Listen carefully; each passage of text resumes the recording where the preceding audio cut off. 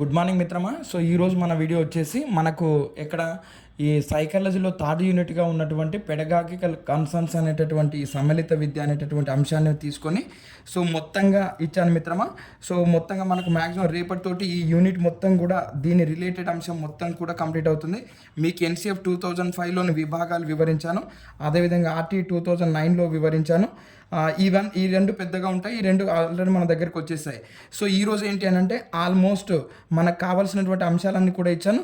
రేపటితోటి మనం నాయకత్వము, అదేవిధంగా మార్గదర్శకత్వము, అదేవిధంగా మంత్రణము, ఈ మూడు అంశాలు నేర్చుకుంటే ఇందులో మనకి చాప్టర్ అంతా కూడా క్లోజ్ అవుతుంది. ఈరోజు అభ్యసన వైకల్యాలు డన్ ప్రకారం మొత్తంగా వివరించాను. అదేవిధంగా పీడబ్ల్యూడి అసలు టెక్స్ట్ బుక్లో ఉన్న ప్రతిదీ వివరించుకుంటూ వచ్చాను. సో కనుక మనం పరిశీలిస్తే ఇది థర్డ్ యూనిట్గా కంప్లీట్గా మొత్తంగా. సో మనకి ఇందులో నాయకత్వము, మార్గదర్శకత్వము, అదేవిధంగా మంత్రణం, ఈ మూడు అంశాలు పెండింగ్లో ఉన్నాయి. ఇవి నేను రేపటి క్లాస్లో అందిస్తాను. సో ఇవి అందిస్తే మనకు మ్యాక్సిమం ఈ థర్డ్ యూనిట్ అంతా కంప్లీట్ అవుతుంది. ఇదంతా మీ దగ్గరికి వచ్చేసింది మిత్రమా. ఫస్ట్ యూనిట్, సెకండ్ యూనిట్ కంప్లీట్గా మీ దగ్గరికి వచ్చేసింది. దీన్ని వినడానికి ప్రయత్నం చేయండి. ఇప్పుడు ఈ యూనిట్ని కవర్ చేసుకుంటే మనం దాదాపుగా 30కి 30 మార్క్స్ ఇక్కడ చేసుకోవచ్చు. సో కనుక మనం పరిశీలిస్తే మరి ఎక్కడ మనం ఏమంటున్నాము, అభ్యసన వైకల్యాలు అందులో డన్ ప్రకారం ఎన్ని ఉన్నాయి, మనకు టెక్స్ట్ బుక్లో వివరించినటువంటి అభ్యసన వైకల్యాలు ఏంటి కనుక మనం పరిశీలిస్తే, సో అసలు అభ్యసన వైకల్యాలు అంటే ఎట్లా వస్తాయి ఏంటి అని గనక మనం పరిశీలిస్తే నాడీ వ్యవస్థలోని లోపాల వల్ల మనకు అభ్యసన వైకల్యాలు అనేవి సంభవిస్తాయని చెప్తున్నాడు.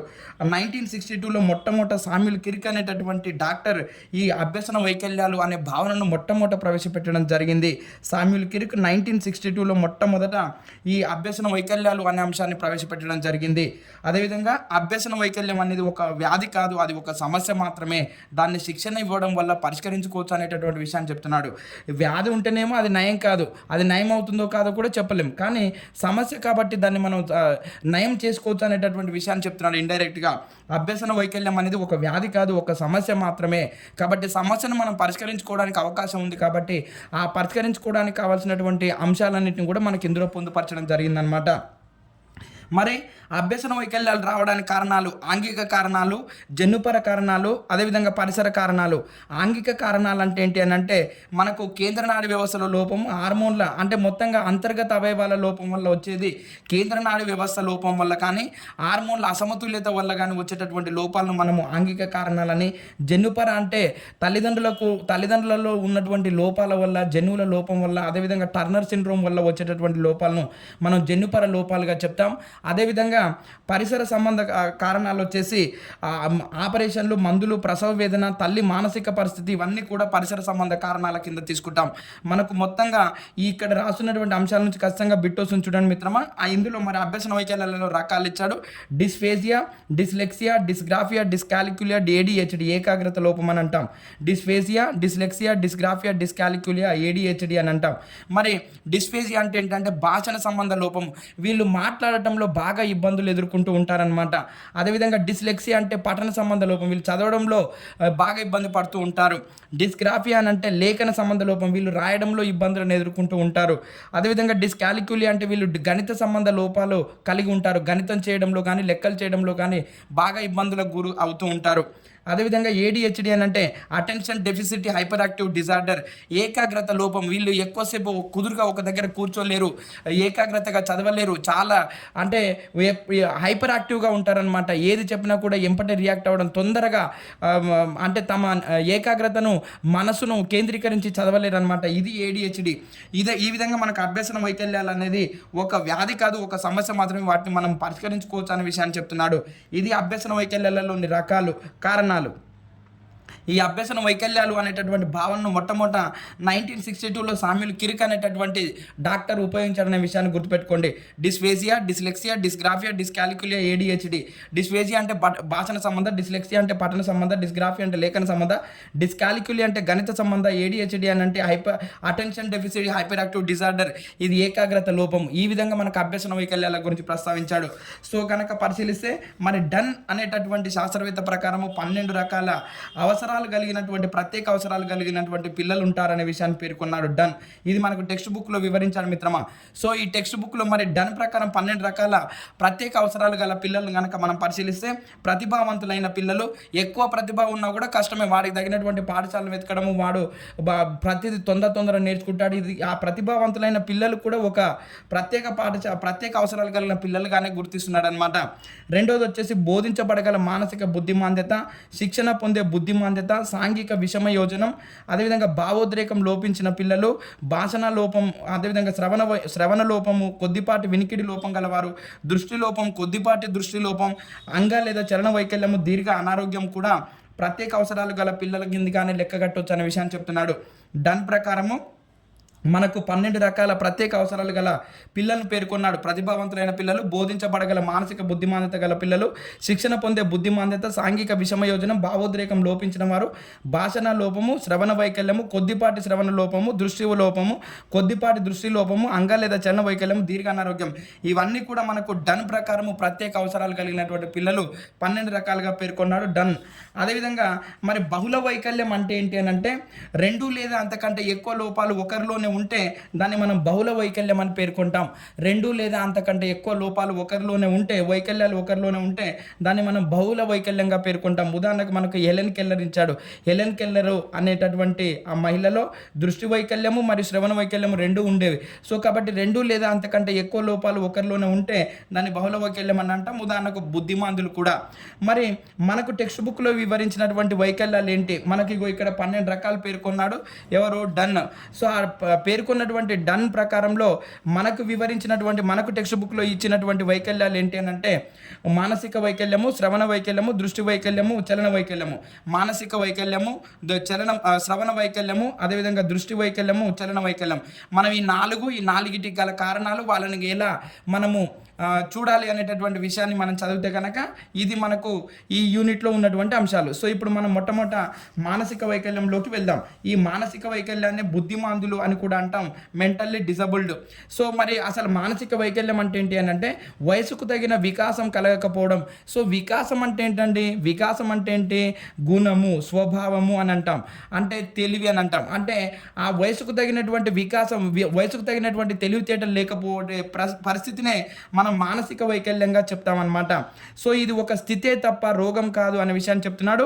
దీనిని చికిత్సతో నయం చేయలేము, కానీ శిక్షణ ద్వారా నయం చేస్తూ ఇతరులపై ఆధారపడకుండా మనం చేయవచ్చు అనే విషయాన్ని చెప్తున్నాడు. ఈ మానసిక వైకల్యాన్ని చికిత్సతో నయం చేయలేం. చూడండి, ఎన్ని హాస్పిటల్స్ ఇప్పినా, ఎన్ని మందులు ఇప్పించినా కూడా అది నయం కాదు, కానీ దాన్ని శిక్షణ ద్వారా నయం చేస్తూ ఇతరులపై ఆధారపడకుండా చేయవచ్చు అనే విషయాన్ని చెప్తున్నాడు. అదేవిధంగా దీన్ని చేర్చుట కారణం ఏంటి? మరి మానసిక వైకల్యాన్ని టెక్స్ట్ బుక్లో చేర్చడానికి గల కారణం ఏంటి అనగా పరిశీలిస్తే, మేము కూడా సమాజంలో ఎవరికి తీసిపోమనేటటువంటి భావనను ఈ మానసిక వైకల్యం ఈ బుద్ధిమాందులలో కలిగించడం కోసమే దీన్ని ప్రవేశపెట్టాడు అనే విషయాన్ని చెప్తున్నాడు. మేము కూడా సమాజంలో ఎవరికి తీసిపోం, మేము కూడా మనుషులమే, మీతో పాటుగా చదువుకోగలం, రాసుకోగలం, మేము ఏంటి మా పనులు మేము చేసుకోగలం అనేటటువంటి భావనను వారిలో కలిగించడం కోసమే దీన్ని ప్రవేశపెట్టారు అనే విషయాన్ని చెప్తున్నాడు. అదేవిధంగా వీరికి కల్పించవలసినటువంటి విద్యావకాశాల పట్ల ఉపాధ్యాయుడికి సంపూర్ణమైనటువంటి అవగాహన ఉండాలి. మరి మానసిక మనకు ఇప్పుడు మనం రేపు టీచర్ అయిన నువ్వు స్కూల్కి వెళ్తావు, నీ తరగతి గదిలో చాలా మంది రకాల పిల్లలు ఉంటారు, భిన్న నేపథ్యాల నుంచి వస్తారు, భిన్న రకాల విద్యార్థులు ఉంటారు. వాళ్ళందరినీ నువ్వు అర్థం చేసుకోవాలి, వాళ్ళందరి పట్ల నువ్వు అవగాహనతో మెలగాలి అని అంటే నీకు ఈ సిలబస్ పట్ల ప్రత్యేక అవసరాలు కలిగినటువంటి పిల్లల సిలబస్ పట్ల నీకు అవగాహన ఉండాలి, ఉపాధ్యాయుడిగా వెళ్తున్నావు కాబట్టి. సో మరి ఈ మానసిక వైకల్యానికి నిర్వచనాలు ఉన్నాయి. అది ఒకటి AAMD, అదేవిధంగా PWD 1995 నిర్వచనాలు ఇచ్చే. అవి కనుక మనం పరిశీలిస్తే AAMD అంటే దాని ఫుల్ ఫామ్ చూస్తే American association on mental deficiency అని చెప్తున్నాడు. AAMD ఫుల్ ఫామ్ వచ్చేసి American association on mental deficiency. అదేం చెప్తుంది? మానసిక వైకల్యం అంటే డెఫినేషన్ కనుక మనం పరిశీలిస్తే, వ్యక్తి వికాస దశల్లో ఉద్భవించే ప్రజ్ఞ, పనితీరులోని అపసామాన్యత, దానివల్ల వ్యక్తి పరిపక్వతలో కానీ, అభ్యసనలో కానీ, సాంఘిక సర్దుబాట్లలో కానీ ఏర్పడేటటువంటి వైకల్యాన్ని మనం మానసిక వైకల్యంగా చెప్తున్నాడు. చూడండి ఒక్కసారి, వ్యక్తి వికాస దశల్లో ఉద్భవించే ప్రజ్ఞ, పనితీరులోని అపసామాన్యత. అంటే ఒక వ్యక్తి పెరుగుతున్నటువంటి తరుణంలో ఆ వ్యక్తిలో వికాసంలో సంభవించేటటువంటి, అదేవిధంగా ప్రజ్ఞలో సంభవించేటటువంటి అపసామాన్యత వలన, అంటే ఆ పెరుగుదల లేకపోవడం వలన వికాసం అనేది అభివృద్ధి చెందుతూ ఉండాలి. అంటే గుణాలలో తెలివిలో మార్పులు వస్తుండాలి. అలా ఆ అపసామాన్యత వలన ఆ వ్యక్తి పరిపక్వతలో కానీ, అభ్యాసంలో కానీ, సాంఘిక సర్దుబాట్లలో కానీ ఏర్పడేటటువంటి వైకల్యమే మానసిక వైకల్యం అనే విషయాన్ని చెప్తున్నాడు. ఎక్కడ వికాసంలో ప్రజ్ఞలో ఏర్పడేటటువంటి అసమాన్యత వల్ల ఈ విషయాలు సంభవిస్తే దాన్ని మనకు మానసిక వైకల్యం అంటారు అనే విషయాన్ని చెప్తున్నాడు. అదేవిధంగా పీడబ్ల్యూడి 1995 ఏం చెప్తుందనంటే పర్సన్స్ విత్ డిసెబిలిటీస్ అని అంటారు. పర్సన్స్ విత్ డిసెబిలిటీస్ అని అంటారు పీడబ్ల్యూడి ఫుల్ ఫామ్. 1995 చట్టం అంటారు. మరి ఒక వ్యక్తి మానసిక ఎదుగుదలను స్తంభింపజేసి వయసుకు తగ్గ తెలివి లేని లక్షణాన్ని ఏమంటున్నాడు అని అంటే మానసిక వైకల్యం అంటున్నాడు. ఒక వ్యక్తి వయసుకు తగినట్టుగా తెలివితేటలు కలిగి ఉండకపోతే దాన్ని మానసిక వైకల్యంగా పేర్కొనవచ్చు అనే విషయాన్ని చెప్తుంది పీడబ్ల్యూడి. అదే ఏఏఎండి అయితేనేమో ప్రజ్ఞ మరియు వికాసాలలో అపసామాన్యత వల్ల పరిపక్వతలో, అభ్యాసంలో, సాంఘిక సర్దుబాట్లలో వైకల్యాలు ఏర్పడితే దాన్ని మానసిక వైకల్యం అని చెప్తుంది ఏఏఎండి. పీడబ్ల్యూడి ఏమో వయసుకు తగినటువంటి తెలివిలేని లక్షణాన్ని మానసిక వైకల్యం అంటారు అనే విషయాన్ని చెప్తుంది పీడబ్ల్యూడి. ఈ విధంగా అవి నిర్వచనాలు ఇచ్చాయి. తర్వాత కనుక పరిశీలిస్తే మరి మానసిక వైకల్యం కలిగినటువంటి పిల్లలను వర్గీకరణ చేశారు. స్వల్ప బుద్ధిమంతులు, మిత, తీవ్ర, సంపూర్ణ. అదేవిధంగా ఈ సంపూర్ణనే మనం అతి తీవ్ర అని కూడా అనొచ్చు. సో గనక మనం పరిశీలిస్తే స్వల్ప బుద్ధిమాందులు, మిత బుద్ధిమాందులు, తీవ్ర బుద్ధిమాందులు, సంపూర్ణ లేదా అతి తీవ్ర బుద్ధిమాందులు. సో ఇప్పుడు స్వల్ప బుద్ధిమాందులను కనుక తీసుకుంటే వీళ్ళను పుట్టగానే మనం గుర్తించలేము. ఎందుకనంటే వీళ్ళ యొక్క పెరుగుదల దాదాపుగా ప్రారంభంలో సాధారణ పిల్లల్లాగానే ఉంటుంది స్వల్ప బుద్ధిమాందుల యొక్క పెరుగుదల. అదేవిధంగా వీళ్ళను ఎప్పుడు గుర్తిస్తాము అని అంటే స్వల్ప బుద్ధిమాందులను 5 సంవత్సరాల తర్వాతనే గుర్తించగలుగుతాం. కారణం ఏంటి అని అంటే అంతకంటే ముందు సాధారణ పిల్లల వల్లే పెరుగుతూ ఉంటారనమాట. అదేవిధంగా వీళ్ళ ఐక్యూ వచ్చేసి 50 నుంచి 70 మధ్య ఉంటుంది. వీళ్ళను విద్య నేర్వగల మానసిక వికలాంగులు అని కూడా అంటారు. వీళ్ళను విద్య నేర్వగల మానసిక వికలాంగులు అని అంటారు. ఎడ్యుకేబుల్ మెంటల్లీ రిటార్డెడ్. వీళ్ళను విద్య నేర్వగల మానసిక వికలాంగులు అని అంటారు స్వల్ప బుద్ధిమాందులను. వీళ్ళు 1 నుంచి 3వ తరగతి వరకు ప్రత్యేక విద్య లేకుండానే చదవగలుగుతారు. తర్వాత ప్రత్యేక విద్య అవసరం అవుతుంది. అంటే 1వ తరగతి నుండి 3వ తరగతి వరకు సాధారణ పిల్లలతో పాటుగానే వీళ్ళను బోధించినా కూడా అర్థం చేసుకోగలుగుతారు. కానీ 4వ తరగతి నుండి ఖచ్చితంగా వీళ్ళకు ప్రత్యేక పాఠశాలలతో కూడినటువంటి పాఠశాలల్లో వీళ్ళని చేర్పించాలని చెప్తున్నాడు. అదేవిధంగా సరైన విద్య శిక్షణ ఇస్తే వృత్తిలో స్థిరపడి స్వతంత్ర జీవనాన్ని గడపగలుగుతారు స్వల్ప బుద్ధిమాందులు. సరైన విద్య, సరైన శిక్షణను అందిస్తే వీళ్ళకు ఏదైనా వృత్తిలో స్థిరపడి స్వతంత్ర జీవనాన్ని గడపగలుగుతారు. అదేవిధంగా సాంఘికంగా, ఆర్థికంగా బాగా ఒత్తిడి ఉంటే వీళ్ళకు మార్గదర్శకత్వం అందించాలి అనే విషయాన్ని చెప్తున్నాడు. ఇది స్వల్ప బుద్ధిమాందుల యొక్క లక్షణాలు. వీళ్ళ ఐక్యూ వచ్చేసి 50 నుంచి 70. వీళ్ళను విద్య నిర్వగల మానసిక వికలాంగులు అంటారు. ఎడ్యుకేబుల్ మెంటల్లీ రిటార్డెడ్. వీళ్ళని పుట్టగానే గుర్తించలేము. అదేవిధంగా వీళ్ళని 1 నుంచి 3వ తరగతి వరకు ప్రత్యేక విద్య అవసరం లేకుండానే సాధారణ పాఠశాలలో చేర్పించి చదివించవచ్చు. కానీ 4వ తరగతి నుండి మాత్రం ఖచ్చితంగా వీళ్ళను ప్రత్యేక పాఠశాలలో చేర్పించాలనే విషయాన్ని చెప్తున్నాడు. ఇది స్వల్ప బుద్ధిమాందుల గురించి. తర్వాత మనకు మిత బుద్ధిమాంతులను కనుక పరిశీలిస్తే వీళ్ళ ఐక్యూ వచ్చేసి 30 నుంచి 50 ఉంటుంది. వీళ్ళను శిక్షణ లేదా తర్ఫీదు పొందగల మానసిక వికలాంగులు అని అంటారు. Trainable mentally retarded. ఇది దాకా ఏమన్నాము, వీళ్ళనే మనం స్వల్ప బుద్ధిమాంతులు ఎడ్యుకేబుల్ మెంటల్లీ రిటార్డెడ్ అన్నాం. వీళ్ళను ట్రైనబుల్ మెంటల్లీ రిటార్డెడ్ అని అంటాం. శిక్షణ లేదా తర్ఫీదు పొందగల మానసిక వికలాంగులు అని అంటాం. మరి వీళ్ళు 4వ తరగతి వరకు ప్రత్యేక విద్యా సదుపాయంతో చదవగలుగుతారు. వీళ్ళు 4వ తరగతి వరకు కూడా ప్రత్యేక విద్యా సదుపాయంతోనే చదవగలుగుతారు. అదేవిధంగా వీరికి ప్రత్యేక విద్యా సౌకర్యాన్ని, నైపుణ్యేతర పనిలో పాక్షిక నైపుణ్యంతో కూడిన పనులలో శిక్షణ ఇస్తే స్వతంత్రంగా జీవించగలుగుతారు మిత బుద్ధిమాందులు. ఏమంటున్నాడు, ప్రత్యేక విద్యా సౌకర్యాన్ని, నైపుణ్యేతర పనిలో అంటే ఎలాంటి స్కిల్ అవసరం లేనటువంటి పనిలో పాక్షిక నైపుణ్యంతో కూడినటువంటి పనులలో వీళ్ళకి శిక్షణ ఇస్తే స్వతంత్రంగా జీవించగలుగుతారు మిత బుద్ధిమాందులు. అదేవిధంగా వీళ్ళకు సాంఘిక, ఆర్థిక ఒత్తిడి కలిగినప్పుడు పర్యవేక్షణ మరియు మార్గదర్శకత్వం అందిస్తే వాళ్ళ జీవితంలో స్వతంత్రంగా జీవించగలుగుతారనే విషయాన్ని చెప్తున్నాడు మిత బుద్ధిమాందుల గురించి. అదేవిధంగా తీవ్ర బుద్ధిమాందుల యొక్క ఐక్యూ వచ్చేసి 20 నుంచి 39 ఉంటుంది. వీళ్ళను సంరక్షకుల అవసరం గల బుద్ధిమాందులు అని అంటారు. ఖచ్చితంగా వీళ్ళకు పక్కన తల్లో తండ్రో ఉండి ఖచ్చితంగా వీళ్ళని చూసుకోవాలన్నమాట. వీళ్ళని కస్టోడియల్ మెంటల్లీ రిటార్డెడ్ అంటారు. సంరక్షకుల అవసరం గల బుద్ధిమాందులు అని అంటారు. చలనాభివృద్ధి, భాషాభివృద్ధి చాలా తక్కువగా ఉంటుంది.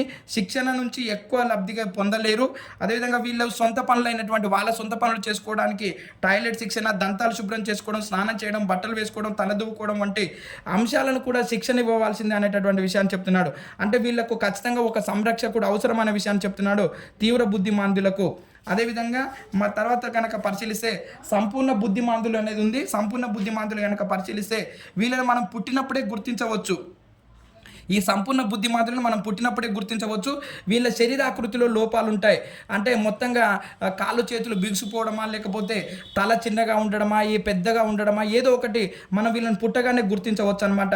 అదేవిధంగా వీళ్ళు మలమూత్ర విసర్జనలు కూడా స్వతంత్రంగా చేసుకోలేరు. వీళ్ళ ఐక్యూ 20 లేదా అంతకంటే తక్కువగా ఉంటుంది సంపూర్ణ బుద్ధిమాంద్యులది. అదేవిధంగా వీళ్ళ సంరక్షకులు అవసరం గల బుద్ధిమాంద్యులని అంటారు.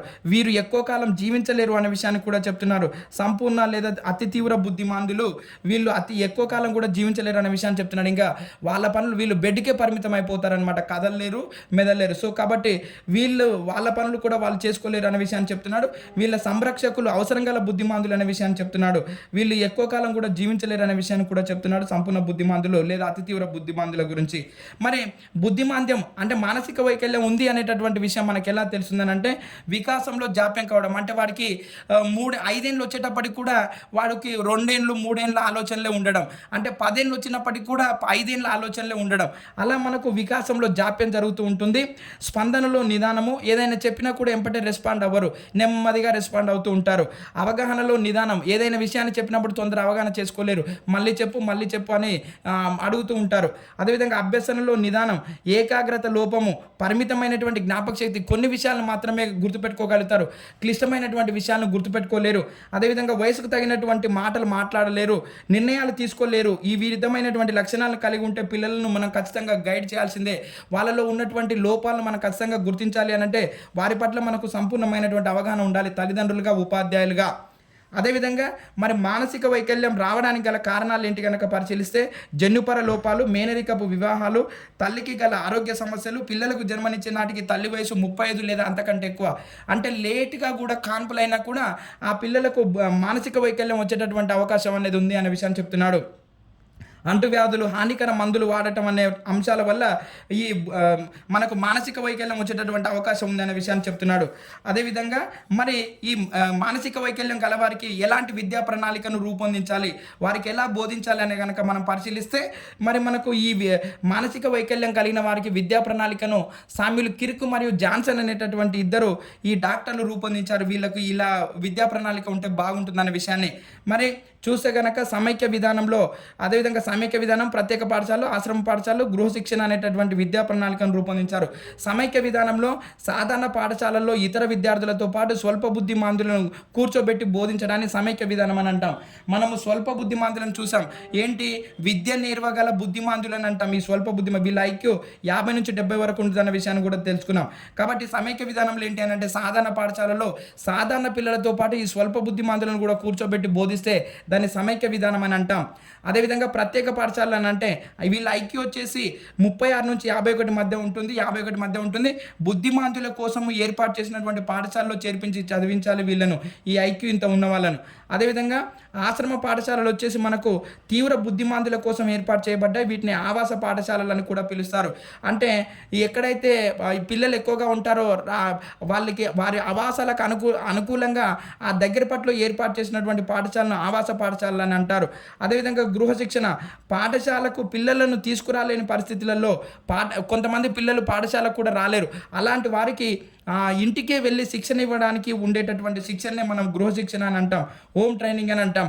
ఇలా మనకు మానసిక వైకల్యం కలిగిన వాళ్ళ కోసం రూపొందించినటువంటి విద్యా ప్రణాళికలో పొందుపరిచినటువంటి అంశాలు సమైక్య విధానము, ప్రత్యేక పాఠశాలలు, ఆశ్రమ పాఠశాలలు, గృహ శిక్షణ.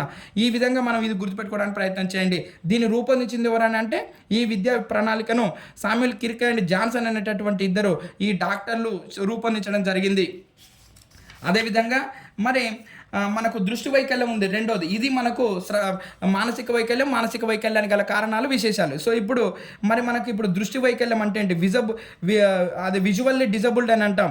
సో ఏంటి అని అంటే ఒక్కసారి కనుక మనం పరిశీలిస్తే దృష్టి వైకల్యం అని అంటే సర్వేంద్రియాణం నయనం ప్రధానం అని అంటాం. అంటే ఇంద్రియాలలో కళ్ళు ప్రధానమైనవి, అంటే ఉన్నటువంటి జ్ఞానేంద్రియాలలోకి వెళ్ళి మన శరీరంలో ఉన్నటువంటి ఇంద్రియాలలోకి వెళ్ళి అతి ప్రధానమైనవి ఏంటి అని అంటే కళ్ళు. సో ఎలా అని అంటే చూస్తే మనము 85% విషయ పరిజ్ఞానం అనేది మనము దృష్టి ద్వారానే చూసి గ్రహిస్తామనే విషయాన్ని చెప్తున్నాడు. అందుకే కళ్ళు అనేవి అతి ప్రధానమైనటువంటి అనే విషయాన్ని చెప్తున్నాడు. అందుకని సర్వేంద్రియాణం నయనం ప్రధానం అని అంటున్నాం. ఇంద్రియాలలో కళ్ళు అనేవి చాలా ప్రధానమైనవి.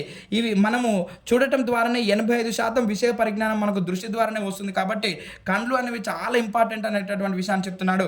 ప్రపంచంలో మొట్టమొదటిసారిగా 1784 సంవత్సరంలో ప్యారిస్ నగరంలో సర్ వాలెంటైన్ హ్యూ అనేటటువంటి వ్యక్తి మొట్టమొదటి అందుల పాఠశాలను నెలకొల్పడం జరిగింది. ప్రపంచంలో మొట్టమొదటిసారిగా చాలా చాలా ఇంపార్టెంట్. సో ప్రపంచంలో మొట్టమొదటిసారిగా 1784 సంవత్సరంలో ప్యారిస్ నగరంలో సర్ వాలెంటైన్ హ్యూ అనేటటువంటి వ్యక్తి అందుల పాఠశాలను ఏర్పాటు చేయడం జరిగింది. అదేవిధంగా మరి పీడబ్ల్యూడీ 1995 ప్రకారము ఏం చెప్తుంది, దృష్టి వైకల్యం అంటే ఏం చెప్తుంది నిర్వచనం అని కనుక మనం పరిశీలిస్తే, పూర్తిగా దృష్టిలోపం ఉంటే వాళ్ళను దృష్టి వైకల్యం కలిగిన వారిగా చెప్తాము.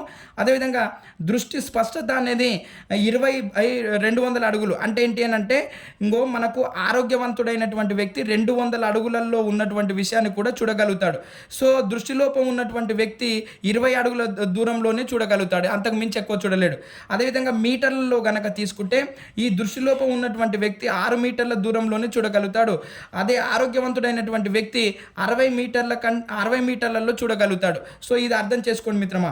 సో కింద ఉన్నదేమో ఆరోగ్యవంతుడైనటువంటి వ్యక్తి గురించి తెలుపుతుంది, పైన ఉన్నదేమో ఆ దృష్టిలోపం ఉన్నటువంటి వ్యక్తి చూసేటటువంటి అంశాన్ని తెలుపుతుంది.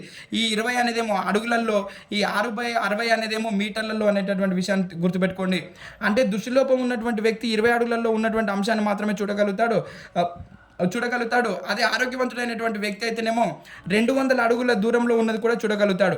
అదేవిధంగా ఆ దృష్టిలోపం ఉన్నటువంటి వ్యక్తి 6 మీటర్ల దూరంలో ఉన్నది మాత్రమే చూడగలుగుతాడు. అదేవిధంగా ఆరోగ్యవంతుడైనటువంటి వ్యక్తి అయితే 60 మీటర్ల దూరంలో ఉన్నది కూడా చూడగలుగుతాడు అన్న విషయాన్ని చెప్తున్నాడు. మరి దృష్టి క్షేత్ర కోణం చూస్తే వీళ్ళు 20 డిగ్రీలలో మాత్రమే చూడగలుగుతారు. అదే ఆరోగ్యవంతుడైన వ్యక్తి అయితేనేమో 180 డిగ్రీలలో చూడగలుగుతాడు. సో ఇది గుర్తుపెట్టుకోండి. దృష్టి క్షేత్ర కోణం వచ్చేసి 20 డిగ్రీలు బై 180 డిగ్రీస్. అంటే ఈ లోపం ఉన్నటువంటి వ్యక్తి 20 డిగ్రీలలోనే చూడగలుగుతాడు. అదేవిధంగా ఆరోగ్యవంతుడైనటువంటి వ్యక్తి అయితే 180 డిగ్రీస్లో చూడగలుగుతాడు. క్షీణ దృష్టి ఉండడం కూడా ఒక రకమైనటువంటి దృష్టి వైకల్యం అనేటటువంటి విషయాన్ని చెప్తున్నాడు. ఈ పీడబ్ల్యూడీ ప్రకారము పూర్తిగా దృష్టిలోపం ఉండడము, దృష్టి స్పష్టత అయితే 20 అడుగులు బై 200 అడుగులు, అదేవిధంగా మీటర్లలో అయితే 6 మీటర్లు బై 60 మీటర్లు అనేటటువంటి విషయాన్ని చెప్తున్నాడు. అదేవిధంగా దృష్టి క్షేత్ర కోణం 20 డిగ్రీస్ బై 180 డిగ్రీస్. అంటే ఈ లోపం ఉన్నటువంటి వ్యక్తులు 20 డిగ్రీలలో చూస్తే ఆరోగ్యవంతులు ఉన్నటువంటి వ్యక్తి 180 డిగ్రీలలో చూస్తాడు. అదేవిధంగా క్షీణ దృష్టి ఉండడం కూడా దృష్టి వైకల్యానికి దారితీస్తుందన్న విషయాన్ని చెప్తున్నాడు. అదేవిధంగా మరి ఇంకో విషయం చెప్తున్నాడు చూడండి, 20 నుంచి 40% వైకల్యం ఉన్నవారు ఖచ్చితంగా దృష్టి ఉపకరణాలను ఉపయోగిస్తే మంచిదన్న విషయాన్ని కూడా చెప్తున్నాడు. ఈ విధంగా మనకు పీడబ్ల్యూడీ 1995 ఈ దృష్టి వైకల్యాన్ని నిర్వచించింది. మరి కనుక మనం పరిశీలిస్తే, మరి దృష్టిలోపం గల వారి యొక్క లక్షణాలు ఎలా ఉంటాయి కనుక మనం పరిశీలిస్తే, కళ్ళు ఎర్రగా ఉండడం, బాగా దురదగా ఉండడం, కళ్ళల్లో బాధ, ఒత్తిడి, కళ్ళ నుంచి అకారణంగా నీళ్లు కారడం, అంటే ఎలాంటి కారణం లేకుండా నీళ్లు కారడం, రేచీకటి, మెల్లకన్ను ఉండడం, పుస్తకాలను దగ్గరగా ఉంచుకొని చూస్తూ ఉంటారు, పక్కవారి నోట్బుక్లో చూసి రాస్తూ ఉంటారు పిల్లలు. ఇవన్నీ లక్షణాలను కలిగి ఉంటారు దృష్టిలోపం ఉన్నవారు. మరి వీటికి గల కారణాలు కనుక మనం పరిశీలిస్తే, జనన పూర్వ, జనన సమయ, జననాంతర. జనన పూర్వ కారణాలు కనుక పరిశీలిస్తే, తల్లి మత్తు పానీయాలు తీసుకోవడం, తల్లికి ఉన్నటువంటి అనారోగ్య సమస్యల కారణాల వల్ల కూడా పిల్లవాడికి దృష్టిలోపం వస్తుందన్న విషయాన్ని చెప్తున్నాడు. అదేవిధంగా జనన సమయంలో, ప్రసవ సమయంలో ఉపయోగించేటటువంటి పరికరాల వల్ల కూడా అవి ఎక్కడైనా తగలరాని చోట తగిలితే కూడా ఈ దృష్టిలోపం అనేటటువంటిది వచ్చే అవకాశం ఉందన్న విషయాన్ని చెప్తున్నాడు. అదేవిధంగా జననాంతర సమయంలో, జననాంతర తర్వాత అంటే పుట్టిన తర్వాత అంటువ్యాధులు, దెబ్బలు, విషపూరిత పదార్థాలు, క్యాన్సర్ వంటి అంశాల వల్ల కూడా ఈ దృష్టిలోపం అనేది వచ్చే అవకాశం ఉందన్న విషయాన్ని చెప్తున్నాడు. మరి దీన్ని ఎలా నివారించుకోవాలి, ఒకవేళ తక్కువ స్థాయిలో ఉంటే దీన్ని ఎలా నివారించుకోవాలని కనుక మనం పరిశీలిస్తే, విటమిన్ ఏ ఎక్కువగా ఉన్నటువంటి అంశాలను మనం ఆహార పదార్థాలను ఎక్కువగా తీసుకోవాలి. ఉదాహరణకు మాంసం, గుడ్లు, పాలు, చేపలు, పెరుగు, ఆకుకూరలు ఇవన్నీ కూడా బాగా తీసుకోవాలనే విషయాన్ని చెప్తున్నాడు. అదేవిధంగా విటమిన్ ఏ అనేది బీటా కెరోటిన్ రూపంలో ఉంటుంది. ఆహార పదార్థాలలో విటమిన్ ఏ అనేది బీటా కెరోటిన్ రూపంలో ఉంటుంది. కాబట్టి మనం ఆహార పదార్థాలలో మేజర్గా మాంసం, గుడ్లు, పాలు, చేపలు, పెరుగు, ఆకుకూరలు, బొప్పాయి ఇవి బాగా తీసుకుంటే కళ్ళు బాగా కనిపిస్తాయనే విషయాన్ని కూడా చెప్తున్నాడు. అదేవిధంగా మరి దృష్టి వైకల్యం కలిగిన వారికి విద్యా ప్రణాళిక ఎలా ఉండాలి అని అంటే వాళ్ళకి ఎలా బోధించాలి, వాళ్ళకి ఎలా టీచ్ చేయాలనే విషయాన్ని చెప్తున్నాడు. చెప్తున్నాడు. ప్రత్యేక తరగతులు నిర్వహించాలి, సహపాఠ్య ప్రణాళిక కార్యక్రమాలు రూపొందించాలి, నల్లబల్లపై రాసినటువంటి దాన్ని గట్టిగా చదవాలి ఉపాధ్యాయుడు. అదే ఎందుకంటే వాళ్ళకు సరిగా కనిపించదు కాబట్టి మనం గట్టిగా చదివితే వాళ్ళు విని రాసుకుంటారనమాట. సో కాబట్టి నల్లబల్లపై రాసిన దాన్ని గట్టిగా చదవాలి, నల్లబల్లపై అంటే బోర్డుపై బాగా స్పష్టంగా రాయాలి అక్షరాలు కూడా. అదేవిధంగా ప్రేమ వాత్సల్యంతో మెలగాలి వారితో, ముందు బెంచీలపై కూర్చోబెట్టాలి ఈ దృష్టిలోపం ఉన్న వారిని అనే విషయాన్ని చెప్తున్నాడు. ఇది మనకు దృష్టిలోపం ఉన్న వారి యొక్క లక్షణాలు, ఆ కారణాలు, దాని యొక్క విద్యా ప్రణాళిక. సో కనుక మనం మూడోది వచ్చేసి మనకు శ్రవణ వైకల్యం ఇచ్చాడు. సో శ్రవణ వైకల్యాన్ని కనుక పరిశీలిస్తే మరి వ్యక్తి జీవితంలో కన్నుకి ఎంత ప్రాధాన్యత ఉందో చెవికి కూడా అంతకంటే ఎక్కువ ప్రాధాన్యత ఉంది. ఎందుకు అని అంటే మనము చూడటం కంటే వినటం ద్వారా కూడా ఎక్కువగా విషయ పరిజ్ఞానాన్ని మనం గ్రహిస్తాం. ఇంకో చూడండి, అదే చెప్తున్నాడు చూడండి, వ్యక్తి జీవితంలో కన్నుకి ఎంత ప్రాధాన్యం ఉందో చెవికి అంతకంటే ఎక్కువ ప్రాధాన్యం ఉంది అనేటటువంటి విషయాన్ని చెప్తున్నాడు. ఎందుకు? ఎదుటి వ్యక్తి చెప్పేటటువంటి భావాన్ని మనం అర్థం చేసుకోవాలంటే ఖచ్చితంగా మనము చెవులు వినిపించాలి. కాబట్టి చెవి కంటే కూడా కన్ను కంటే కూడా చెవికి ఎక్కువ ప్రాధాన్యత ఉంది అనే విషయాన్ని చెప్తున్నాడు. వినడం ద్వారానే మనం జ్ఞానాన్ని గ్రహిస్తాం, ఎక్కువ జ్ఞానాన్ని గ్రహిస్తాం అనే విషయాన్ని చెప్తున్నాడు. మరి హెలెన్ కెల్లర్ ఏమంటుందో చూడండి ఒక్కసారి. హెలెన్ కెల్లర్ ఈ శ్రవణ వైకల్యం గురించి ఏం పేర్కొంటుందో చూద్దాం. అంధత్వం అనేది అంటే దృష్టిలోపం అనేది వస్తువుల నుంచి మాత్రమే ఒంటరి వాళ్ళని చేస్తే, చెవిటితనం అనేది మొత్తం మానవ జాతి నుంచే ఒంటరి వాళ్ళని చేస్తుందనే విషయాన్ని చెప్తున్నాడు. ఇప్పుడు చెవిటి వాళ్ళతో మాట్లాడడానికి ఎవరైనా ముందుకొస్తారా? ఎందుకు? ప్రతి విషయాన్ని కూడా గట్టిగా చెప్పాలి, అర్థం కాదు చెప్పిందే మళ్ళీ మళ్ళీ చెప్పాలి, అది చెప్పే జోలు ఉంటుంది, చెప్పని జోలు ఉంటుంది. కాబట్టి ఇంకో చూడండి ఎంత జాగ్రత్తగా చెప్తుందామే. అంధత్వం అనేది అంటే కళ్ళు కనిపించకపోవడం అనేది వస్తువుల నుంచి మాత్రమే మనుషులను ఒంటరి వాళ్ళని చేస్తే, ఈ బధిరత్వం అనేది మొత్తం మానవ జాతి నుంచే ఒంటరి వాళ్ళని చేస్తుందనే విషయాన్ని చెప్తుంది హెలెన్ కెల్లర్ గారు. మరి అందులు మాట్లాడటం వల్ల సమాజంతో దగ్గరగా ఉంటారు. వాళ్ళకు కళ్ళు కనిపించకపోయినప్పటికీ కూడా చెవులు వినిపిస్తాయి కాబట్టి మాట్లాడింది వింటారు, మళ్ళీ బదులు ఇవ్వగలుగుతారు.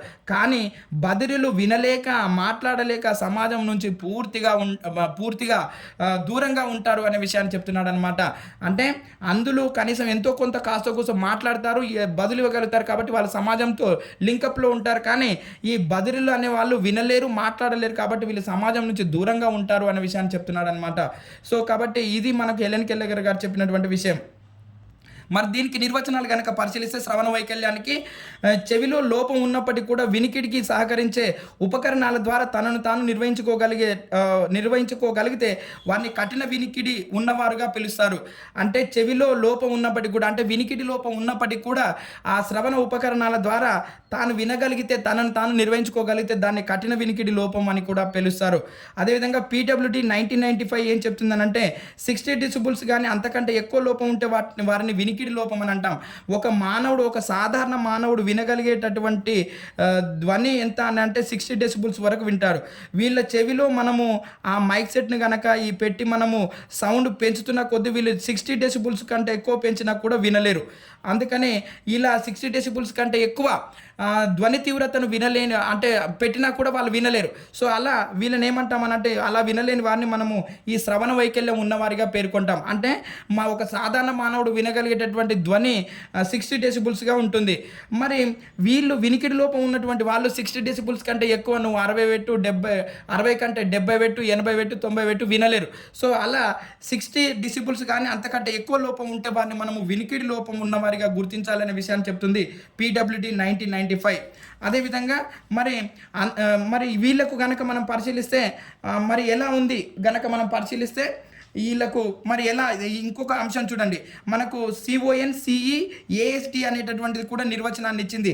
అది కనుక మనం చూస్తే దాని ఫుల్ ఫామ్ కనుక చూస్తే committee on nomenclature conference of executive of American school for deaf, committee on nomenclature conference of executive of American school for deaf. ఇది మరి ఏమని నిర్వచనం ఇచ్చింది శ్రవణ వైకల్యం ఉన్నవారి కోసం అని కనుక మనం పరిశీలిస్తే, ఎవరిలో దైనందిన జీవిత అవసరాలకు శ్రవణ జ్ఞానము పనిచేయదో వారు బదిరులు. ఎవరిలో అంటే నిత్య జీవితంలో నిత్య జీవిత అవసరాలను తీర్చుకోవడానికి చెవి పనిచేయదో వాళ్ళు బదిరులు అనేటటువంటి విషయాన్ని చెప్తున్నాడు. అదేవిధంగా నిత్య జీవితంలో నెగ్గుకు రావడానికి తగినంత వినికిడి శక్తి లేని వారు కూడా వాళ్ళు బదిరులు అనేటటువంటి అనేటటువంటి విషయాన్ని చెప్తుంది CONCEASD అనేది. ఒక్కసారి చూడండి మిత్రమా, నిత్య జీవితంలో నెగ్గుకు రావడానికి తగినంత వినికిడి శక్తి లేని వారు కూడా బదిరులు అనే విషయాన్ని చెప్తుంది ఈ కమిటీ. అదేవిధంగా మరి శ్రవణ వైకల్యం ఉన్నవారిని ఎలా గుర్తించాలి, వాళ్ళు ఎలాంటి లక్షణాలను కలిగి ఉంటారు కనుక మనం పరిశీలిస్తే చెవిలో చీము కారడం, ఆ చీము కూడా దుర్గంధపూరితంగా ఉండడం, అదేవిధంగా తరచూ చెవి నొప్పి అంటుంటారు, తలను ఒకే వైపుకు తిప్పి వింటుంటారు, చెప్పిందే మళ్ళీ మళ్ళీ చెప్పమని అడుగుతూ ఉంటారు, వినాల్సినప్పుడు ఎదుటివారి ముఖ కవలికలు చేష్టలు పరిశీలిస్తూ ఉంటారు, చెవులు పెట్టి వినరు, ఎదుటి వ్యక్తి ఏం చెప్తున్నాడు అనే విషయాన్ని ఆ ముఖ కవలికలు పరిశీలిస్తూ ఉంటారనమాట బాగా. అదేవిధంగా పెదాల కదలికను గమనించడం, తరచు జలుబు, తలనొప్పి, గొంతు నొప్పి, చెవి నొప్పి ఉండడం, మొత్తంగా అదేవిధంగా రేడియో టీవీలను వాల్యూమ్ ఎక్కువగా పెట్టి వినడం, మాట్లాడకుండా చేష్టలు చేస్తూ ఉంటారనమాట, ఒంటరిగా పనిచేస్తూ ఉంటారు, సూచనలు సరిగ్గా పాటించలేరు. ఇవన్నీ కూడా లక్షణాలు ఉంటే వాళ్ళలో శ్రవణ వైకల్యం ఉన్నదిగా మనం భావించవచ్చు అనమాట. సో ఇవి మనం పిల్లలు ఎదుగుతున్నప్పుడు ఒక తల్లిదండ్రిగా, ఒక ఉపాధ్యాయుడిగా మనం గమనించాల్సినటువంటి అంశాలు ఇవన్నీ కూడా అనమాట. సో అదేవిధంగా మనం కొంచెం ముందుకు వెళ్తే మరి శ్రవణ వైకల్యానికి గల కారణాలు కనుక పరిశీలిస్తే జనన పూర్వ, జనన సమయ, జననాంతర కారణాలుగా ఇచ్చాడు. జనన పూర్వ చూస్తే జన్యు సంబంధిత కారణాలు, అంటువ్యాధులు అనేటువంటి రూబెల్లా, ఇన్ఫ్లుయెంజా, గవద బిళ్ళలు ఇవన్నీ కూడా తల్లికి సోకినట్లయితే, ఎప్పుడు తల్లి గర్భంలో పిల్లవాడు ఉన్నప్పుడు ఇవన్నీ కనుక తల్లికి సోకినట్లయితే ఆ పిల్లవాడికి శ్రవణ వైకల్యం వచ్చే అవకాశం ఉందనే విషయాన్ని చెప్తున్నాడు. అదేవిధంగా తల్లిదండ్రులలో ఎవరికైనా వినికిడి లోపం ఉంటే, ఇద్దరిలో తల్లికి కానీ తండ్రికి కానీ ఎవరికైనా వినికిడి లోపం ఉంటే వారికి పుట్టేటటువంటి పిల్లలలో నలుగురిలో ఒకరికి ఖచ్చితంగా వినికిడి లోపం అనేది వస్తుందనే విషయాన్ని చెప్తున్నాడు. అదేవిధంగా ఎక్స్రే వికిరణాలకు గురి కావడం, మనము ఇప్పుడు ప్రెగ్నెంట్గా ఉన్నటువంటి లేడీని ఆ ఎక్స్రేలకు దగ్గరగా ఉంచిన, ఎక్స్రేలకు గురి చేసిన ఈ వినికిడి లోపం అనేది వచ్చే అవకాశం ఉందనే విషయాన్ని చెప్తున్నాడు. అదేవిధంగా తీవ్రమైనటువంటి పౌష్టికాహార లోపం, అందుకే ప్రెగ్నెంట్గా ఉన్నటువంటి లేడీకి ఖచ్చితంగా పరిపుష్టమైనటువంటి సంతులిత ఆహారాన్ని, పౌష్టికాహారాన్ని అందించాలనే విషయాన్ని చెప్తున్నాడు. అదేవిధంగా ఆ తల్లి 30 నుంచి 35 సంవత్సరాల్లో గర్భం ధరించినటువంటి తల్లికి జన్మించేటటువంటి పిల్లలలో కూడా అంటే మొత్తంగా లేట్ కాన్పులు అయ్యేటటువంటి తల్లులలో ఈ శ్రవణ వైకల్యం ఉన్నటువంటి పిల్లలు జన్మించేటటువంటి అవకాశం ఉందనే విషయాన్ని చెప్తున్నాడు. అదేవిధంగా జనన సమయ కారణాలు వచ్చేసి అంటే జననం అంటే జన్మిస్తున్నప్పుడు జరిగేటటువంటి అగాధాలు కానీ, అదేవిధంగా మత్తు మందులు అంటే డోసుకు అంటే మించినటువంటి అంటే పరిమితికి మించినటువంటి ఆ మత్తు మందు ఇవ్వడం కానీ, ఆక్సిజన్ అందకపోవడం కానీ, నెలలు నిండక ముందే జన్మించడం కానీ కారణాలు ఈ జనన సమయంలో ఉన్నటువంటి కారణాలుగా చెప్తున్నాడు. అదేవిధంగా జననాంతర కారణాలు తీసుకుంటే పిల్లలకు అంటే జన్మించిన తర్వాత తల్లి గర్భం నుండి బయటకు వచ్చిన తర్వాత పిల్లలకు కామెర్లు, గవద బిళ్ళలు, తట్టు, కోరింత దగ్గు, రూబెల్లా, టైఫాయిడ్, టీబీ, న్యూమోనియా, మెదడువాపు, ఈఎన్టీ సమస్యలు, తీవ్రస్థాయి శబ్దాలు వినడం ఇవన్నీ కూడా శ్రవణ లోపం జరగడానికి ఉన్నటువంటి కారణాలుగా, జననాంతర కారణాలుగా చెప్తున్నాడు. ఇది మనకు శ్రవణ వైకల్యము కారణాలు. అదేవిధంగా మరి శ్రవణ లోపం గలవారికి విద్యా ప్రణాళికను ఎలా ఉంది, వాళ్ళని ఎలా కూర్చోబెట్టాలి, వాళ్ళకి ఎలా బోధించాలి అని కనుక మనం పరిశీలిస్తే, విద్యార్థులతో మాట్లాడేటప్పుడు ఉపాధ్యాయుడు మౌఖిక సంజ్ఞలను ఉపయోగించాలి, సమగ్ర సమాచారాన్ని అందించాలి పిల్లలకు. అంటే ఉపాధ్యాయుడు ముఖ కవలికలు అందరికీ కనిపించే విధంగా మాట్లాడాలి, ఉపాధ్యాయుడు యొక్క పెదాల కదలిక సంజ్ఞలు అందరికీ కనిపించే విధంగా మాట్లాడాలి, మెరుపులు, రంగులు కలిగినటువంటి దృశ్యోపకరణాలను ఉపయోగించాలి. ఎందుకంటే వీళ్ళు సరిగా వినలేరు కాబట్టి అది చూసైనా నేర్చుకుంటారనమాట. అదేవిధంగా పిల్లలను ఒకరి వెనకాల ఒకరిని కాకుండా అర్ధవృత్తాకారంలో కూర్చోబెట్టాలన్నమాట. ఇలా కూర్చోబెట్టి ఇక్కడ ఉపాధ్యాయుడు కూర్చుంటే వీళ్ళందరూ కూడా పిల్లలందరికీ కూడా ఉపాధ్యాయుడు కనిపిస్తాడు. కాబట్టి పిల్లలను అర్ధవృత్తాకారంలో కూర్చోబెట్టాలనే విషయాన్ని చెప్తున్నాడు. అదేవిధంగా ఈ శ్రవణ వైకల్యం ఉన్నవారిని ముందు వరుసలో కూర్చోబెట్టాలి తరగతి గదులు అనే విషయాన్ని చెప్తున్నాడు. భాషా పరిజ్ఞానాన్ని అభివృద్ధి చేయాలి, సహపాఠ్య కార్యక్రమాలు నిర్వహించాలి, ఉపాధ్యాయుడు తన ముఖం అందరికీ కనిపించే విధంగా మాట్లాడాలి అనే విషయాన్ని చెప్తున్నాడు అనమాట. సో ఈ విధంగా అప్పుడు కనీసం వాళ్ళు పెదాల కదలిక, చేతుల సంజ్ఞలు ఇవన్నీ కూడా చూసుకొని వాళ్ళు తమ అభ్యసనాన్ని మెరుగుపరుచుకుంటారనే విషయాన్ని చెప్తున్నాడు. ఈ విధంగా మనకు శ్రవణ లోపం గలవారికి విద్యా ప్రణాళికను రూపొందించారు. అదేవిధంగా మనకు 4వది చలన వైకల్యం ఉంది, ఫిజికల్లీ ఛాలెంజ్డ్ అని అంటాం. సో కనుక పరిశీలిస్తే వ్యక్తిలో చలన శక్తి సంబంధిత సామర్థ్యం లేకపోవడాన్ని చలన వైకల్యం అని అంటాం. అంటే నడవలేనటువంటి పరిస్థితిని మనము చలన వైకల్యం అని అంటాం. మరి దీనికి PWT 1995 ఏమని నిర్వచనం ఇచ్చింది కనుక మనం పరిశీలిస్తే, ఎముకలు, కీళ్ళు, కండరాల బలహీనతల వల్ల కాళ్ళు, చేతులు కదలికలలో నిర్బంధం లేదా మెదడుకు సంబంధించిన ఏ రకమైన వ్యాధి ఉన్నా కూడా అది చలన వైకల్యం అనే విషయాన్ని చెప్తున్నాడు. ఎముకలు, కీళ్ళు, కండరాల బలహీనత వల్ల కాళ్ళు, చేతులు కదలికలలో నిర్బంధం లేదా మెదడుకు సంబంధించిన ఏ రకమైన వ్యాధి ఉన్నా కూడా ఇదంతా కూడా అది చలన వైకల్యమే అంటారు అనే విషయాన్ని చెప్తున్నాడు. మరి ఐడియా అనేటటువంటి ఇంకొక చట్టం ఉంది 1997, individuals with disabilities act 1997, individuals with disabilities act 1997. ఇదేమని నిర్వచనం ఇచ్చింది కనుక మనం పరిశీలిస్తే ఐడియా 1997 ఇదేమని నిర్వచనం ఇచ్చింది కనుక మనం పరిశీలిస్తే పుట్టుకతో వచ్చిన శారీరక వైకల్యాలు, ఏదైనా శరీర భాగం లేకపోవడం, ఏవైనా వ్యాధుల వల్ల వచ్చిన వైకల్యాలు, ఇతర కారణాల వల్ల వచ్చిన వైకల్యాలు, అంగఛేదనాలు అంటే మన కాళ్ళు కానీ చేతులు కానీ కోసుకుపోవడం, కట్ అయిపోవడం, పూర్తిగా లేకపోవడం, ప్రమాదాల వల్ల ఎముకలు విరిగిపోవడం, కాలిపోవడం వల్ల కలిగే వైకల్యాలను మనం చలన వైకల్యాలు అనాలనే విషయాన్ని చెప్తుంది ఐడియా 1997. మరి చేతులు పాదాలు వంకరగా తిరిగి ఉండటము, పోలియో, ఎముకల క్షయ వలన వ్యాధుల వల్ల పోలియో, అదేవిధంగా ఎముకల క్షయ వంటి వ్యాధుల వల్ల వైకల్యాలు రావడం, మస్తిష్క పక్షపాతము, శారీరక వైకల్యాలు కూడా చలన వైకల్యాలే అనేటటువంటి విషయాన్ని చెప్తున్నారు. ఈ విధంగా మనకు PWD 1995 ప్రకారము చలన వైకల్యము, అదేవిధంగా idea individuals with disabilities act 1997 ప్రకారము ఈ చలన వైకల్యాన్ని గల నిర్వచనాన్ని ఖచ్చితంగా గుర్తుపెట్టుకోవడానికి ప్రయత్నం చేయండి మిత్రమా. అదేవిధంగా మరి ఈ చలన వైకల్యం గల వారి యొక్క లక్షణాలు కనుక మనం పరిశీలిస్తే వాళ్ళు ఎలా ఉంటారు కనుక మనం పరిశీలిస్తే చలనంగాలపై నియంత్రణ ఉండదు, అంటే కాళ్ళ చేతులపై వాళ్ళ శరీరంపై వాళ్ళకి నియంత్రణ ఉండదు, ఎముకలు కండరాలు కీళ్ళు పనిచేయడంలో ఇబ్బందులు ఉంటాయి, తరచూ అదుపు తప్పి పడిపోతూ ఉంటారనమాట నియంత్రణ లేక. అదేవిధంగా అవయవాలు వనకడము, అవయవాలు బలహీనంగా ఉండడము లేదా చచ్చుపడిపోవడం ఇవన్నీ కూడా. అదేవిధంగా కన్ను సమన్వయ లోపము, ఆహారము శ్వాస తీసుకోవడంలో ఇబ్బంది, అవయవాలు బిగుసుకొని పోవడం ఇవన్నీ కూడా చలన వైకల్యం ఉన్నవారి లక్షణాలుగా చెప్తున్నాడు. మరి చలన వైకల్యానికి గల కారణాలు కనుక పరిశీలిస్తే మనకు 3 రకాలుగా చెప్పాడు: వారసత్వము, పుట్టుక, ఆహార లోపము. మరి వారసత్వం అనేది ఇది జన్యుపరంగా తల్లిదండ్రులలో ఎవరికైనా లోపాలు ఉంటే ఆ పిల్లలకు కూడా సంభవిస్తాయనే విషయాన్ని చెప్తున్నాడు. అదేవిధంగా పుట్టుక వల్ల అవలక్షణాలతో జన్మించినటువంటి పిల్లలు వంకరకాలు, ఎముకల లోపంతో ఉంటే అది పుట్టుక సమయంలో అని చెప్తున్నాడు. ఆహార లోపం వల్ల అంటువ్యాధులు, పోలియో, ఆర్థరైటిస్, ఎముకల క్షయవ్యాధి, ఆస్టియోమలేసియా అనేటటువంటి ఈ కారణాల వల్ల కూడా మనకు చలన వైకల్యం ఏర్పడుతుంది అనేటటువంటి విషయాన్ని చెప్తున్నాడు. మరి చలన వైకల్యం గలవారికి విద్యా ప్రణాళికను కూడా మనం పరిశీలిస్తే ప్రత్యేక పాఠశాలలు చలన వైకల్యం గలవారిని పునరావాసంలో పాఠశాల పాత్ర, అంటే వాళ్ళలో చలన వైకల్యం కలిగిన వారి పట్ల పాఠశాల ఎలా వ్యవహరించాలి, అదేవిధంగా ఉపాధ్యాయుడు ఎలా వ్యవహరించాలి, తల్లిదండ్రులు ఎలా వ్యవహరించాలి, కుటుంబం ఎలా వ్యవహరించాలి, సమాజం ఎలా వ్యవహరించాలి, ఇదంతా మనకు అవగాహన పూర్తంగా ఉంటుంది మిత్రమా. వాళ్ళని ప్రేమగా చూసుకోవాలి, వాళ్ళకి ఏదైనా అవసరాలు ఉంటే తీర్చాలి, రోపు వేలు ఏర్పాటు చేయాలి, అదేవిధంగా వాళ్ళకు స్లోపులు అంటే వాళ్ళ వీల్ చైర్ పోవడానికి ఏవైనా ఇబ్బందులు ఉంటే మనము ఏర్పాటు చేయాలనేటటువంటి విషయాన్ని ఇదంతా మనం చదువుకుంటే అర్థమవుతుంది. సో ఈ విధంగా మనకు టెక్స్ట్ బుక్లో ఇచ్చినటువంటి 3rd యూనిట్కి సంబంధించినటువంటి అంశాలన్నీ కూడా నేను మీకు దగ్గరికి చేర్చినట్టే మిత్రమా. సో ఈ వివరణ అంతా కూడా జాగ్రత్తగా వినడానికి ప్రయత్నం చేయండి. సో మీకు మిగిలినటువంటి మార్గదర్శకత్వం, మంత్రణము, నాయకత్వం అనేటటువంటి అంశాలు ఇంకా ఇందులో ఒక 2-3 టాపిక్స్ ఉన్నాయి. ఈ పూర్తిగా వివరిస్తే మనకు ఏంటి ఇక్కడ పెడగాగికల్ కన్సర్న్స్ అనేటటువంటి టాపిక్లో మొత్తంగా కంప్లీట్ అయిపోతుంది మిత్రమా. సో మనకు ఈ 1st, 2nd యూనిట్ కంప్లీట్గా మీ దగ్గరికి వచ్చే ఇది చదివితే మనకు 30కి 30 ఈ సైకాలజీలో చేసుకోవడానికి అవకాశం ఉంటుంది. సో ఓకేనా మిత్రమా. మరి మన వీడియోని ఖచ్చితంగా లైక్ చేయండి, సబ్స్క్రైబ్ చేయండి, షేర్ చేయండి మిత్రమా.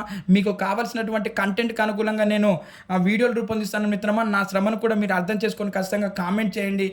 అదేవిధంగా మన వీడియోను లైక్ చేయండి, సబ్స్క్రైబ్ చేయండి, షేర్ చేయండి మిత్రమా. కొన్ని వందల వేల మంది చూస్తున్నారు కానీ కొంతమంది మాత్రమే లైక్ కొడుతున్నారు మిత్రమా. ఇలా బొటన వేలుపై లైక్ కొట్టడమే కదా మిత్రమా. ఖచ్చితంగా లైక్ కొట్టడానికి ప్రయత్నం చేయండి మిత్రమా. మర్చిపోకండి. మీ మిత్రుడు, మీ శ్రేయభిలాషి, మీ పెరుమల్ల శివశంకర్.